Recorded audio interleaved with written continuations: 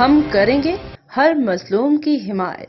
السلام علیکم ناظرین، میں ہوں حورین فاطمہ اور آپ دیکھ رہے ہیں حمایتی نیوز HD چینل۔ نظر ڈالتے ہیں آج کی اہم خبر پر۔ بجلی بنانے والے چینی نجی اداروں کو ادائیگیاں پاکستان کے لیے بڑا مسئلہ بن گیا ہے۔ چینی بینکوں کا کہنا ہے کہ اس وقت تک نئے قرض پر بات نہیں ہو سکتی جب تک چینی IPPs کو ادائیگیوں کا شیڈول طے نہیں ہوتا، جبکہ IMF نے بھی ضمانت مانگ لی ہے کہ پاکستان چینی IPPs کو نئے قرض پروگرام سے ادائیگیاں نہیں کرے گا۔